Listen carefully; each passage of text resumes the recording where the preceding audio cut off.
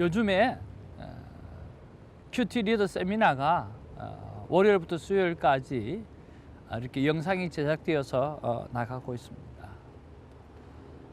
그렇기 때문에 목요일 큐티를 영상으로 못 보내드리는데요. 목요일에 제가 큐티를 하면서 10절과 11절이 제 마음에 와닿았어요. 10절과 11절에 보면 나의 뜻이 설 것이니 내가 나의 모든 기뻐하는 것을 이루리라 하였노라.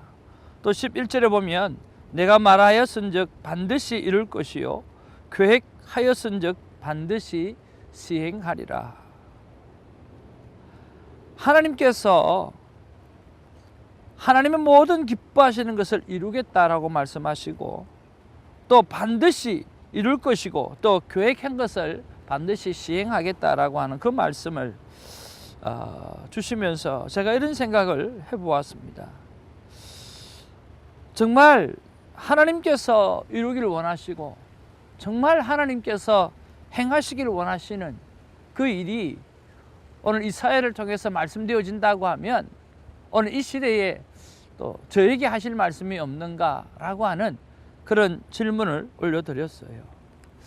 그랬을 때 하나님께서 저에게 이런 마음을 주셨습니다. 그 뭐냐고 하면 이 시대는 이미 성령 시대로 도래했다라고 하는 거죠. 오늘 성령님께서 우리 마음 가운데 들어오셔서 성령님께서 인도하시는 시대인 것을 인정하고 오늘 모든 사람들이 오늘 성령의 인도하심을 받겠다라고 하는 그런 마음과 확신들을 가지고 살아가는 사회, 살아가는 세상이 되어져야 한다라고 하는 거죠. 그것을 만들어내야 된다고 말씀하시고 그 일을 하나님은 계획하고 계시고 그 일을 우리 1966 큐티 선교회를 통해서 행하시겠다라고 하는 아주 강렬한 마음을 저에게 주셔서 굉장히 익사이팅했습니다. 하나님께서는 이 성령이 이끄시는 세대를 두 가지 방향으로 하나님은 끌고 가기를 원하신다는 거예요. 첫 번째는 오늘 이 땅에 있는 많은 사람들이 오늘 매일 하나님의 말씀을 오늘 묵상하면서 그 묵상한 대로 살아가는 그런 큐티의 삶으로 하나님께서 바꿔가기를 원하시고요. 또 하나는 무엇이든지 살리는 열매, 하나님께서 처음 이 세상을 만드실 때에 생명과 나무를 따먹고 살아가라고 원하셨던 것처럼 오늘 판단의 나무가 아니라 살리는 선악과의 나무를 따먹는 이 일로 하나님께서 우리를 바꾸어 가시기를 소원하고 있고 또 성령에 이끌려가는 성령의 이끌림을 받는 사람인 우리들이 그 일들을 하기를 하나님은 계획하고 계시고 오늘 말씀하고 있다라고 하는 거죠. 사랑하는 성도 여러분, 우리가 톡 깨놓고 말해서 이래도 한 세상 저래도 한 세상이라고 한다고 하면 우리 문제는 심각합니다. 이래도 한 세상 저래도 한 세상이 아니라 우리는 영원히 사는 존재이고 그 영원히 살아가야 될 그 저 천국을 바라보는 세대이거든요. 하나님은 우리가 왜 오래 살고 싶은가? 간단하지요. 하나님께서 우리를 만드실 때 오늘 죽음의 존재로 만든 것이 아니라 영원히 사는 존재로 만들었는데 선악과를 따먹음으로 말미암아 죽게 된 거죠. 우리의 마음속에 오늘 죽지 않고 영원히 살고 싶다고 하는 진시 황제처럼 불로초를 먹으면서까지 영원히 살고 싶은 마음이 우리 안에 있는 것은 원래 사람은 하나님께서 영원히 살도록 지원받았기 때문이죠. 지옥과 천국을 가게 되어지면 거기는 지옥에 가면 고통을 당하면서도 죽어버리면 끝나는 그런 세상처럼 되어지는 것이 아니라 그 고통을 가지고 영원토록 사는 거죠. 오늘 천국에서도 마찬가지 천군 천사를 호령하면서 영원히 죽지 아니하고 사는 그곳이 천국이라고 하는 거죠. 이 시대가 한 세상으로 끝나는 것이 아니라 영원한 세상이 있다라고 생각을 할 때에 오늘 우리가 오늘을 어떻게 살아가야 되는가? 오늘 성령 하나님이 이끄시는 대로 우리는 살아가야 되고 그 성령 하나님께서 이끄시는 삶은 오늘 날마다 하나님의 말씀을 주야로 묵상하는 자의 세상을 만들고, 그리고 그뿐만 아니라 선악과 판단의 나무를 아니라 어떻게 하든지 간에 어떤 방법으로든지 간에 오늘 살리는 삶을 살아내게 하는 것이 오늘 우리가 감당해야 될 우리 일이라고 하는 것이요. 사랑하는 성도 여러분, 그리고 시청자 여러분, 우리가 영혼을 준비하며 살아가는 사람으로서 오늘 철저하게 성령님이 이끄시는 그러한 삶을 살아드리는 아름다운 큐티인이 되기를 주님의 이름으로 축복을 드립니다. 할렐루야. 자, 오늘은 4월 20일 금요일입니다. 이사야 47장 1절에서 15절 말씀이 하나님께서 우리에게 주시는 귀한 본문의 말씀입니다. 자, 우리가 오늘 본문을 한번 살펴보게 되어지면요, 1절에서 5절에 보면 바벨론의 멸망에 대한 어떤 표현, 묘사들이 되어져 있고요. 그리고 바벨론을 여왕 같은 위치에서 오늘 여종 같은 위치로 바꾸게 되어진다라고 하는 말씀이 기록되어져 있습니다. 1절에 보니까 처녀딸 바벨론이여 내려와서 티끌에 앉으라. 딸 갈대아여 보좌가 없어졌으니 땅에 앉으라. 내가 다시는 곱고 알이 답다 일컬음을 받지 못할 것임이니라. 그렇게 말씀하고 있어요. 오늘 바벨론으로 바벨론을 의인화시켰죠. 누구로? 여왕으로 의인화시켜서 오늘 여왕의 자리가 이제는 없어졌다라고 하는 거죠. 그 보좌가 없어져서 땅에 앉으라 라고 이야기하고 다시는 아름답다라고 일컬음을 받지 못할 것이라고 그렇게 말씀하는 내용이 오늘 5절까지의 내용입니다. 그리고 우리가 6절에서 8절에 보면 바벨론의 멸망의 원인에 대해서 말씀하고 있습니다. 오늘 8절에 보면 이렇게 기록하는데요. 그러므로 사치하고 평안히 지내며 마음에 이르기를 나뿐이라 나 외에는 다른 이가 없도다. 나는 과부로 지내지도 아니하며 자녀를 잃어버리는 일도 모르리라 하는 자여 너는 이제 들을지어다. 그렇게 이야기하고 있는데요, 우리가 우리말 번역에 보면 조금 더 이해가 쉬우리라고 생각합니다. 자, 그러므로 이제 잘 들으라. 평안하게 빈둥거리면서 나 말고는 아무도 없고 내가 최고다. 나는 결코 과부가 되지 않을 것이며 자식을 잃는 일도 없을 것이다 라고 속으로 말하는 너 음탕한 족속이여 라고 이야기하고 있습니다. 그러니까 오늘 바벨론은요, 오늘 편안하게 빈둥거리면서 자기가 최고다라고 이야기하고 자기에는 어떤 어려움도 생기지도 않을 것이라고 이야기하면서 음탕한 짓만 계속하는 그런 존재가 오늘 바로 바벨론이라고 이야기하고 있다라고 하는 거죠. 그것 때문에 오늘 바벨론은 멸망하게 되어질 것입니다. 그리고 9절에서 11절에 보면 바벨론의 그 멸망의 결과에 대해서 우리가 설명해 주고 있는데 11절이 오늘 대표적으로 설명할 수 있는 부분 가운데 하나입니다. 11절에 보면 재앙이 내게 임하리라. 재앙이 임하겠다라고 하는 거죠. 그러나 내가 그 근원을 알지 못할 것이며 재앙이 임하는데 그 재앙의 근원을 잘 모르도록 될 거라는 거죠. 손해가 내게 있으리라. 그러나 이를 물리칠 능력이 없을 것이며 파멸이 혼련이 내게 임하리라. 그러나 내가 알지 못하리라.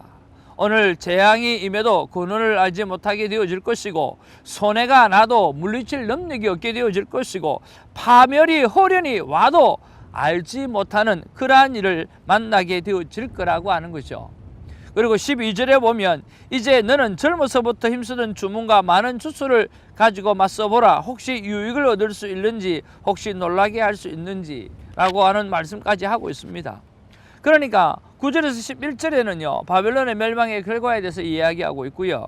그리고 12절에서 15절에 보면 오늘 이사야 선지자가 조롱을 하는 내용이 나옵니다. 방금 읽었던 그 12절에 보면 원래 바벨론에는요 우상 숭배가 많았고 점성술이 많았고 또 마법술이 건국 초기부터 많았던 도시가 바로 바벨론이라고 하는 거죠. 그래서 이 바벨론을 향해서 오늘 이야기하는 게 너 주문해봐라. 주술을 가지고 맞서봐라. 혹시 하나 좋은 유익이 있을란지라고 오늘 조롱거리고 비방하는 오늘 그런 내용이 오늘 여기에 있는 것이죠. 15절에 보면 내가 같이 힘쓰던 자들이 내게 이같이 되리니 어려서부터 나와 함께 장사하던 자들이 각기 제 길로 흩어지고 너를 구원할 자가 없으리라. 오늘 바벨론을 여왕으로 의인화시켜서 그것이 여종이 되어질 뿐만 아니라 어떤 방법으로 사용한다 할지라도 너는 멸망하게 되어질 것이고 아무도 널 도울 자가 없게 되어질 것이라고 오늘 이사야 선지자는 예언을 하고 있다라고 하는 거지요. 자, 이런 부분 속에서 여러분은 어떤 말씀이 여러분의 가슴 속에 와닿습니까? 저는 1절 말씀입니다.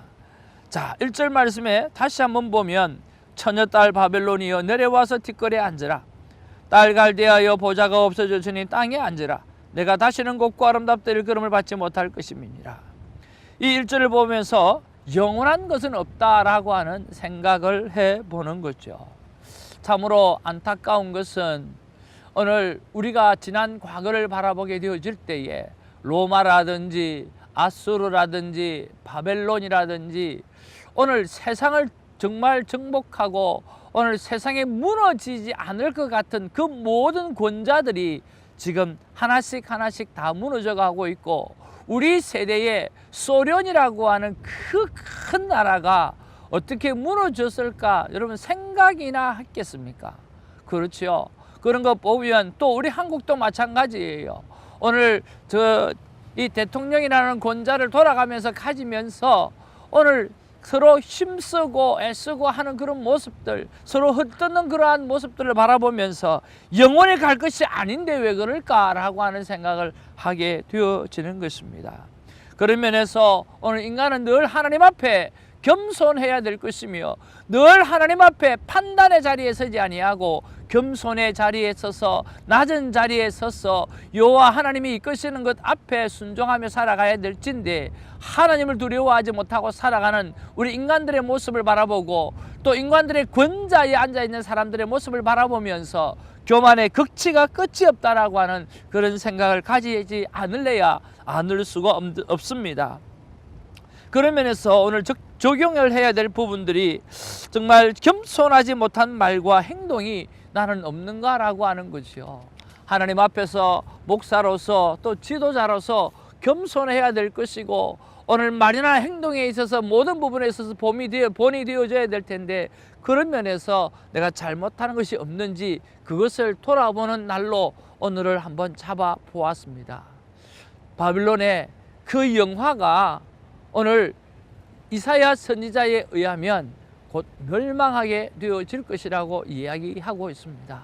어떤 것이든 우리는 하나님 앞에 선다라고 하는 사실, 하나님은 오래 참으시지만 영원히 참지 않으시는 분이라고 하는 사실, 언젠가는 마지막 날이 있고 그 마지막 날 앞에 내가 무릎을 꿇어야 된다라고 하는 사실을 기억한다고 하면 오늘 무릎을 꿇고 하나님 앞에 겸손히 사는 것이 우리가 살아가야 될 덕목인 줄로 믿습니다. 아버지 하나님이 아들 예수 그리스도로 온 것은 바로 겸손의 덕목을 말씀하는 것이죠. 그리스도인의 귀한 덕목 가운데 1번도 겸손이요 2번도 겸손이요 3번도 겸손입니다. 오늘 겸손한 마음을 가지고 하나님 앞에 아버지 멸심으로 살아가고 오늘 충성되게 살아가는 우리 모두가 되기를 주님의 이름으로 축복을 드립니다. 기도하겠습니다. 사랑과 은혜가 충만하신 아버지 고맙고 감사합니다. 주님, 오늘 이사야 선지자가 바벨론의 그 멸망을 선포하면서 정말 바벨론을 의인화시켜서 여왕으로 의인화를 시키고 아버지 그것이 앉을 자리도 없고 앉을 권자도 없고 땅에 앉을 수밖에 없는 상황을 이야기하고 여종이 될 수밖에 없는 상황을 이야기하는 것을 바라보면서 우리의 교만을 돌아봅니다. 우리의 잘남을 돌아봅니다. 우리의 내세움을 돌아봅니다. 하나님 앞에서 아버지 하나님을 잘났고 내세우고 자랑할 것이 아니라 아버지 첫 번째도 겸손하게 하시고 두 번째도 겸손하게 하시고 세 번째도 겸손하게 하여 주셔서 모든 사람을 주께 대하여 섬길 수 있는 그러한 삶을 살아드리는 우리 모든 큐티인이 될 수 있도록 하나님 역사하여 주시옵소서.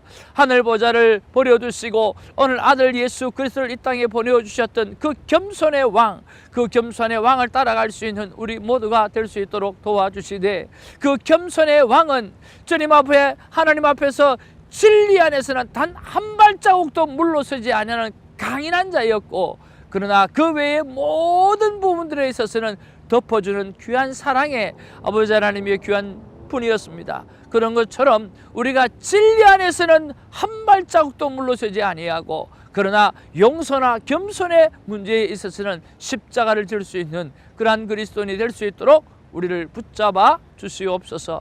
감사드리옵고 예수님의 이름으로 기도하옵나이다. 아멘.